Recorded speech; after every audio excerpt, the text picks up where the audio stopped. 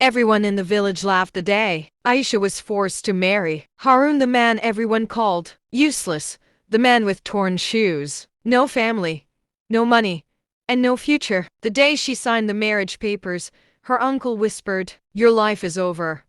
But what no one knew not, even Aisha, was that the man standing before her was hiding a past so powerful that when it returned, it would rewrite her destiny in gold and shake the entire village to its knees. If you enjoy the story, please like, subscribe, and support our channel. Your encouragement means everything. Let's begin. Aisha never imagined her life would turn into a series of decisions made by others. Born in a poor village and raised by a greedy uncle, she always believed that her kindness could soften the harshness around her. But the day her uncle arranged her marriage to Harun, a man the entire village mocked, she realized kindness wasn't enough to protect her from fate. Harun was quiet, thin, and always walked with his eyes lowered. He worked odd jobs, carrying bricks at construction sites, sweeping shops, even cleaning streets just to earn a few coins. The village children threw stones at him. Shopkeepers shouted at him. Even elders dismissed him with a wave of their hands. Useless. They called him a nobody. When Aisha's uncle announced they would marry, everyone was shocked. Aisha, the hard-working village beauty with sharp eyes and strong character, marrying the poorest man in the area. But her uncle did not care. He wanted to get rid of her so he wouldn't have to feed her anymore. And Harun, desperate to escape homelessness, accepted the marriage with trembling hands. Their wedding was a quiet affair, with a single torn cloth serving as a canopy, 3 stale sweets, and neighbors whispering at the back. Aisha wore the same dress she used every Eid, and Harun's shirt was faded and one size too big. The imam who performed the ceremony kept glancing at Harun as if wondering whether the man even understood what marriage meant. But when Harun looked at Aisha, really looked at her, she saw something she didn't expect. Respect. Not pity, not greed, but genuine respect. And that was enough for her to sign the papers. After the ceremony, Aisha's uncle pushed her toward Harun and slammed the door behind her. "Go," he said. "Your burden is no longer mine."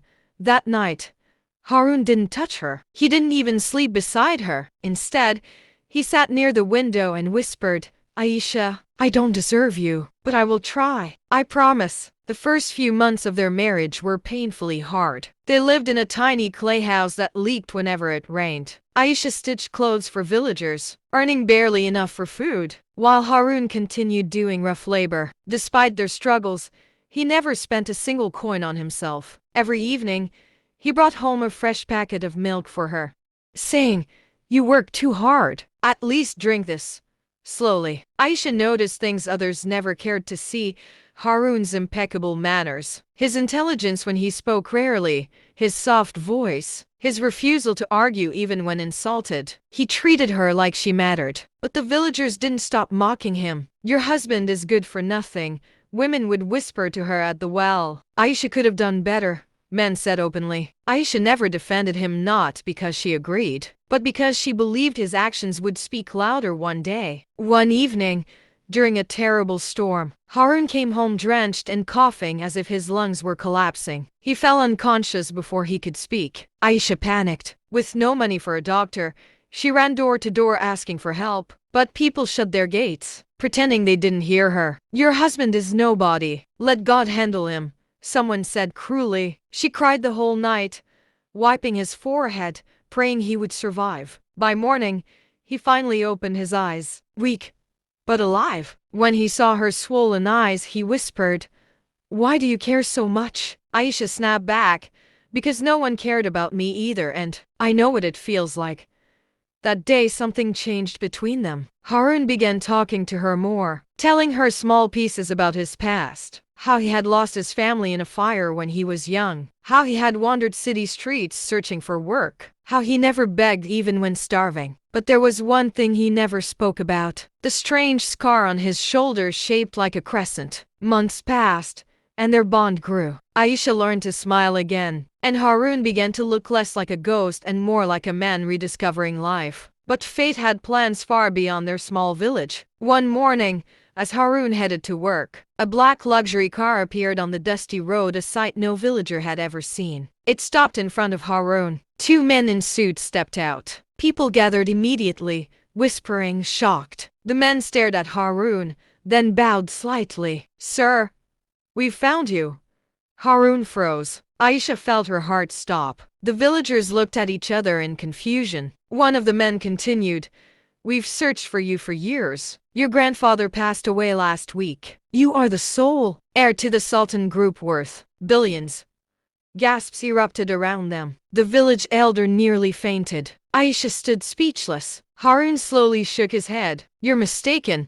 But the man opened a leather folder, revealing documents, photos, even a childhood picture of Harun before the fire, smiling brightly, wearing expensive clothes, holding a toy plane. The resemblance was clear. Your real name, the man said softly, is Harun Sultan. People who once mocked him now gasped in terror. Women who insulted Aisha stared with open mouths. Men who called Harun useless suddenly stepped backward. Harun's eyes filled with tears, not of joy, but of shock. He looked at Aisha and whispered, I didn't know. I swear I didn't know. Aisha could barely breathe. The men then said, Sir, we request you come with us immediately. You must take over the empire. Harun turned to Aisha. Come with me, he said. My life, my future, none of it means anything without you. But instead of excitement, Aisha felt fear. Would he still be the same? Would he forget her once surrounded by wealth, luxury, and powerful people? Before she could speak, the villagers gathered around, suddenly treating Harun like royalty. Sir, forgive us. We always knew you were special. Take us with you. Harun ignored them all. He took Aisha's hand, his grip firm. You stayed with me when I had nothing, he said. Let me stay with you now that I have everything. Aisha's uncle pushed through the crowd, suddenly claiming, I always protected him. I married my niece to him out of kindness. Harun stared at the man coldly. You pushed her into marriage to get rid of her, he said quietly. From today, she owes you nothing. Within hours, Harun and Aisha were taken to the city in the luxury car. Aisha stared in awe at the tall buildings while Harun sat beside her, still in shock. When they arrived at the massive mansion bigger than anything she could have imagined, women in uniforms bowed to her, calling her Madam Aisha. She felt dizzy. Harun held her hand, knowing she was overwhelmed. I'm still the same man you married, he whispered. Over the next weeks, Harun transformed not in personality, but in responsibility. He attended business meetings, signed documents, took control of companies he didn't even know existed before. But every night he came home, he sat with Aisha, telling her everything, letting her be his anchor. He refused all suggestions to upgrade his wife or replace her with someone more fitting for his new status. She is my wife, he said firmly, and she is the only person who stood by me without knowing who I was. Meanwhile, the village that mocked him received a shock when trucks arrived carrying food, medicine, and funds, all in Aisha's name. A note was pinned on the first truck. For those who forgot their humanity before remembering my worth. Months later, Harun held a press conference as the new heir. Cameras flashed, reporters shouted questions. But he only said one thing that trended worldwide. The world abandoned me when I had nothing. One woman didn't, so whatever I build from today is hers too. Aisha, watching from a distance, cried silently. She had married a man the world called useless, and he became a billionaire heir. But what mattered most wasn't his wealth or new identity. It was that he never changed the way he looked at her, with the same respect he had the day they married under a torn cloth. Their story spread everywhere in newspapers, on social media, even in documentaries. People called it a miracle, others called it destiny. But Aisha knew the truth. She didn't marry a useless man. She married a man who was priceless long before the world realized it. And Harun, he kept only one framed picture in his personal office, a photo of their tiny clay house, the place where he learned what real love was.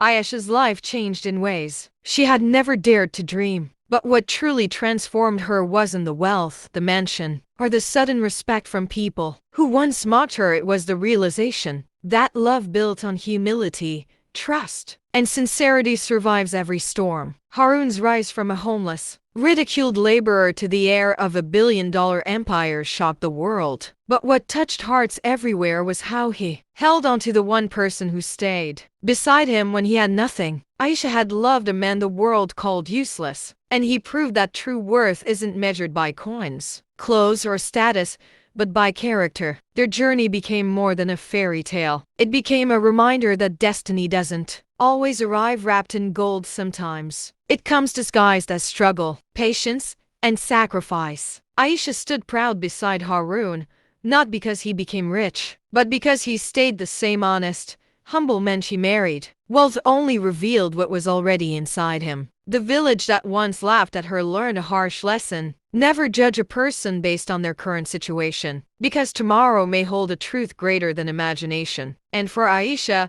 every time she looked at Harun stepping into boardrooms, speaking to international leaders, or making decisions that shaped futures, she remembered the man who once walked barefoot on muddy village roads, and she smiled. Their love was not built on fortune. Fortune was built on their love. And together, they walked into a future glowing with respect, partnership, and destiny fulfilled.